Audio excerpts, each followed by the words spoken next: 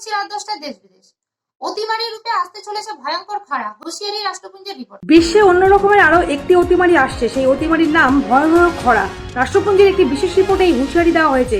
Special report on drought 2021 শীর্ষক রাষ্ট্রপুঞ্জের ওই report জানাচ্ছে, বিশ্ব উষ্ণায়ন, জলবায়ু ও ঋতুগুলির সময়ের দ্রুত পরিবর্তন, ভূগর্ভস্থ জলের যথেচ্ছ ব্যবহার ও অপচয় এবং পৃথিবী জুড়ে জনঘনত্ব বৃদ্ধি ডেকে আনতে চলেছে সেই অন্য রকমের অতিমারি।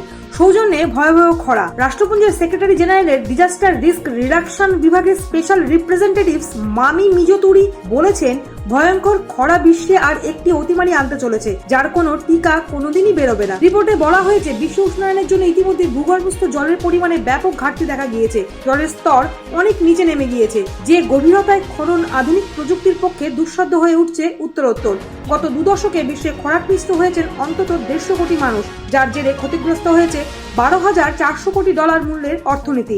এও বলা হয়েছে, এই হিসাব আদতে এর চেয়ে কিছুটা কমও হতে পারে। পরিস্থিতি যা, তাতে কয়েক বছরের মধ্যে তীব্র জলকষ্টে ভুগতে হবে বিশ্বের জনসংখ্যার অন্তত 1/5 ভূগর্ভস্থ জলের অপচয় রোখার কয়েকটি পত্র উল্লেখ করা হয়েছে রাষ্ট্রপুঞ্জের রিপোর্টে। বলা হয়েছে, তার জন্য আরো অনেক গুণ বাড়াতে হবে কৃষিকাজ, আর পর্যটন, পরিবহন, জলবিদ্যুৎ উৎপাদন কমাতে হবে। Bureau report, Times 14 Bangla. প্রিয় পোষা কুকুর চ্যাম্পের মৃত্যুতে শোকাচ্ছন্ন প্রেসিডেন্ট বাইডেন। মারা গেছে যুক্তরাষ্ট্রের প্রেসিডেন্ট জো বাইডেনের পোষ্য কুকুর জার্মান শেফার্ড চ্যাম্প। প্রিয় চ্যাম্পের মৃত্যুতে গভীর শোক জানিয়ে টুইট করেছেন বাইডেন দম্পতি। বাইডেন বলেন, আমাদের পরিবার প্রিয় সহচর চ্যাম্পকে হারিয়েছে, আমরা তাকে ভীষণ মিস করব। মার্কিন প্রেসিডেন্ট তার স্ট্যাটাসে আরো লিখেছেন, গত 13 বছর ধরে বাইডেন পরিবারের অত্যন্ত প্রিয় সঙ্গী ছিল চ্যাম্প। গত মাস থেকে সে দুর্বল হয়ে পড়ে, তারপরও আমাদের কেউ ঘরে ঢোকার সঙ্গে সঙ্গে কাছে চলে আসতো। আমাদের লক্ষ্মী ছেলেটাকে খুব মনে পড়বে। বাইডেন প্রেসিডেন্ট হওয়ার পর এবছরের জানুয়ারি মাসে তার সঙ্গে হোয়াইট হাউসে ওঠে 14 বছর বয়সী এই জার্মান শেফার্ড চ্যাম্প এবং মেজর। এর আগে বাইডেন ভাইস প্রেসিডেন্ট থাকাকালীনও হোয়াইট হাউসের লনে দাপিয়ে বেরিয়েছে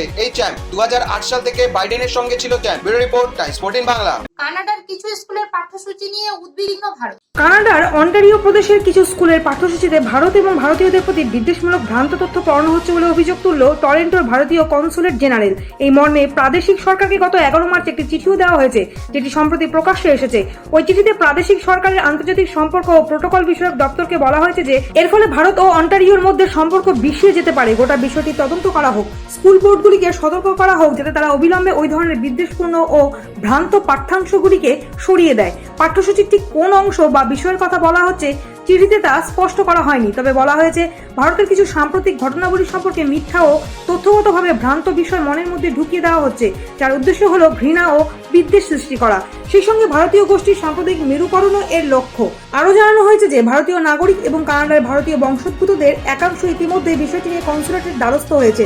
এই সংক্রান্ত অভিযোগপত্রগুলি কানাডার কর্তৃপক্ষকে পাঠিয়েছে কনসুলেট। চিঠিতে বলা হয়েছে, ভারত এবং কানাডার পারস্পরিক উষ্ণ সম্পর্কে অন্তর্ঘাত করে নিজস্ব অসৎ উদ্দেশ্য সাধনের লক্ষ্যে ক্ষতিকর শক্তিগুলি ষড়যন্ত্র চালাচ্ছে। দুদেশের কাছেই এটি নিরাপত্তাজনিত সংকট। Bureau report, Times 14 Bangla. 53,000-এর বেশি ভূমিহীন পরিবারকে জমি সহ ঘর দিল হাসিনা সরকার। বঙ্গবন্ধু শেখ মুজিবুর রহমানের জন্মশতবার্ষিকী উপলক্ষে প্রধানমন্ত্রী শেখ হাসিনার দেয়া প্রতিশ্রুতি অনুযায়ী আজ রবিবার দেশের বিভিন্ন জায়গায় 53,340টি ভূমিহীন পরিবারকে জমি সহ নতুন ঘর দেওয়া হলো। গণভবন থেকে তা ভার্চুয়ালি উদ্বোধন করেন বাংলাদেশের প্রধানমন্ত্রী শেখ হাসিনা। সারা দেশের 459টি উপজেলায় হতদরিদ্র, ছিন্নমূল ও গৃহহীনদের তিনি এই উপহার দেন। এ সময় তাদের হাতে ঘর ও 2 শতক জমির দলিলও তুলে দেওয়া হয়। চলতি বছরের 23 জানুয়ারি প্রথম পর্যায়ে 2 কক্ষ বিশিষ্ট সেমি পাকা গৃহ ও ব্যারাকে 69,904টি ভূমিহীন ও গৃহহীন পরিবারকে বিনামূল্যে জমি সহ ঘর দেন প্রধানমন্ত্রী। চলতি বছরের ডিসেম্বরের মধ্যে আরো 1 লাখ ভূমিহীন ও গৃহহীন পরিবারকে জমি ও গৃহ প্রদানের লক্ষ্যমাত্রা নির্ধারণ করা হয়েছে। এভাবে দেশের সব ভূমিহীন ও গৃহহীন মানুষকে ভূমি ও ঘর দেওয়া হবে বলে খবর। Bureau report.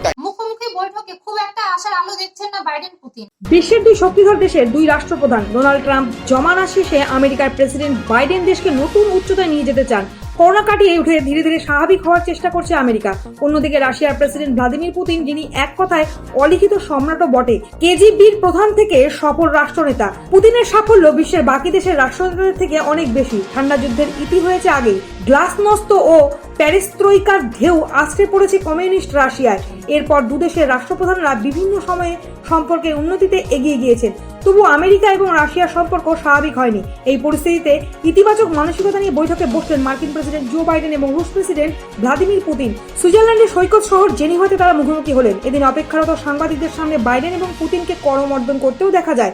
এরপর তারা ভিলালে গ্রান্জ পার্কের প্রাসাদোপম হোটেলে প্রবেশ করেন। দীর্ঘ 4 থেকে 5 ঘন্টা তাদের মধ্যে বৈঠক চলে। এই বৈঠককে বাইডেন দুই শক্তিধর দেশের আলোচনা আখ্যা দিয়ে বলেছেন, মুখোমুখি বসা সবসময় ভালো, আর পুতিনের আশা এই আলোচনা ফলপ্রসূ হবে। Bureau report, Times 14 Bangla. ফিরে আসছি ছোট্ট একটা বিরতির পর, দেখতে থাকুন টাইমস 14 বাংলা।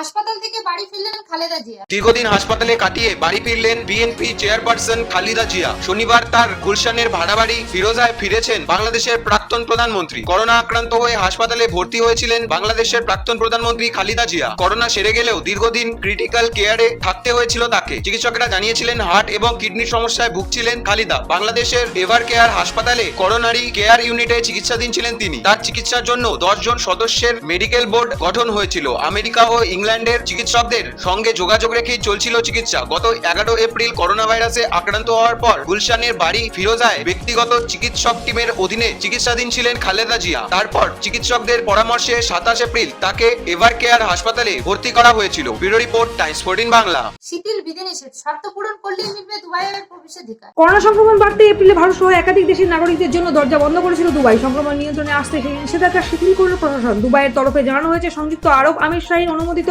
ভ্যাকসিন নেওয়া থাকলেই দুবাইয়ে প্রবেশ করতে পারবে ভারতীয়রা। দুবাইয়ের বিপর্যয় মোকাবিলার সুপ্রিম কমিটির প্রধান শেখ মানসুর বিন মোহাম্মদ জানান, আগামী 23 জুন থেকে ভারত, দক্ষিণ আফ্রিকা, নাইজেরিয়ার যাত্রীরা দুবাইয়ে প্রবেশ করতে পারবেন। ভারতের যাত্রীদের ক্ষেত্রে দুবাইয়ে বসবাসের বৈধ ভিসা ও করোনা টিকার 2টি ডোজ নেওয়া থাকলে তবেই প্রবেশাধিকার মিলবে। তবে সেই টিকা সংযুক্ত আরব আমির শাহীতে অনুমোদিত টিকা হতে হবে। উল্লেখ্য, আপাতত আরব সরকার 4টি ভ্যাকসিনে অনুমোদন দিয়েছিল। এগুলি হলো Sinopharm, Pfizer BioNTech, Sputnik V ও অক্সফোর্ড অ্যাস্ট্রাজেনেকার করোনা ভ্যাকসিন। অর্থাৎ যে সমস্ত ভারতীয়রা কোভিশিল্ড বা স্পুটনিক ভি নিয়েছেন তারা দুবাই যেতে পারলেও যারা কোভ্যাক্সিনের 2টি ডোজ নিয়েছেন তাদের দুবাইয়ে প্রবেশের অনুমতি মিলবে না। Bureau report, Times 14 Bangla. ভর দুপুরে ভূমিকম্পে কেঁপে উঠল রাজধানী দিল্লি। রবিবার ভর দুপুরে মৃদু ভূমিকম্পে কেঁপে উঠল ভারতের রাজধানী। রিক্টার স্কেলে কম্পনের তীব্রতা ছিল 2.1। এখনো পর্যন্ত হতাহত এবং ক্ষয়ক্ষতির কোনো খবর পাওয়া যায়নি। আজ দুপুর 12:02 দিল্লির পাঞ্জাবিবাগ এলাকায় প্রথম কম্পন অনুভূত হয়। কম্পনের উৎস ভূগর্ভের 7 কিলোমিটার গভীরে ছিল বলে জানিয়েছে ন্যাশনাল সেন্টার ফর সিসমোলজি। দেশের অন্দরে যে 5টি ভূমিকম্প প্রবণ অঞ্চল রয়েছে, দিল্লি তার মধ্যে অন্যতম। মধ্য এশিয়া এবং হিমালয় বরাবর ভূমিকম্প হলেও দিল্লিতে তা অনুভূত হয়। তবে কম্পনের কেন্দ্রস্থল রাজধানীর অন্দরেই এমন ঘটনা বিরল বলেই জানিয়েছে ন্যাশনাল সেন্টার ফর সিসমোলজি। গত ফেব্রুয়ারিতে বড়সড় কম্পন অনুভূত হয়েছিল দিল্লিতে। সেবার দিল্লি থেকে 1200 কিলোমিটার দূরে তাজিকিস্তানে ছিল কম্পনের উৎস। Bureau report, Times 14 Bangla. বিহারে নথিভুক্তই হয়নি 75,000 মানুষের মৃত্যু। 2021 সালের শুরু থেকেই করোনা দ্বিতীয় ঢেউয়ের কবলে পড়েছে গোটা দেশ। এই পরিস্থিতিতে শুরুর 5 মাসের মধ্যে বিহারে প্রায় 75,000 মানুষের কি কারণে মৃত্যু হয়েছে তার সরকারি কোনো তথ্য নথিভুক্ত হয়নি। বিহারের সরকারি তথ্য অনুসারে এই ব্যক্তিদের মৃত্যুর কারণ কোথাও উল্লেখ নেই। তবে কি এই মৃত্যুর কারণ করোনার দ্বিতীয় ঢেউ? বিহারের সরকারি পরিসংখ্যানে এই বিপুল মানুষের মৃত্যু উস্কে দিচ্ছে এমনই প্রশ্ন। সরকারি হিসেবে বিহারে যে পরিমাণ করোনায় মৃত্যু দেখানো হয়েছে তার থেকে এই সংখ্যা প্রায় 10 গুণ বেশি। 2019 সালের জানুয়ারি থেকে মে মাসের মধ্যে বিহারে 1.3 লক্ষ মানুষের করোনায় মৃত্যু হয়েছে বলে দেখানো হয়েছিল। 2021 সালের ওই একই সময়কালে মৃত্যুর হিসেব রয়েছে 2.2 লক্ষ মানুষের। রাজ্যের সিভিল রেজিস্ট্রেশন সিস্টেমে নথিভুক্ত হওয়া এই মৃত্যুর পরিসংখ্যানে প্রায় 82,500 জনের মৃত্যুর সংখ্যার অমিল রয়েছে। এবছরের মে মাসে এই মৃত্যুর অর্ধেকের 62% উল্লেখ করা হয়েছে এই তথ্যে। হারের সরকারি পরিসংখ্যানে 2021 সালের জানুয়ারি থেকে মে মাসের মধ্যে করোনায় মৃত্যুর সংখ্যা রয়েছে 7,717 জন। এ মাসের শুরুর দিকে নতুন করে আরও 3,951 জনের মৃত্যু নথিভুক্ত করা হয়েছে। যদিও এদের মৃত্যু কোন মাসে বা কবে হয়েছে তার স্পষ্ট করে কোনো উল্লেখ নেই তথ্যে। এর জেনে মনে করা হচ্ছে এই বিপুল পরিমাণ মৃত্যু রাজ্যে করোনার দ্বিতীয় ঢেউয়েরই বলি। সিভিল রেজিস্ট্রেশন সিস্টেমে উল্লেখ করা মৃত্যুর পরিসংখ্যান অনুযায়ী তাতে 74,808 জনের মৃত্যুর কোনো কারণ উল্লেখ করা হয়নি। Bureau report, Times 14 Bangla. আজকের খবর এই পর্যন্তই। দেখতে থাকুন টাইমস 14 বাংলা। নমস্কার।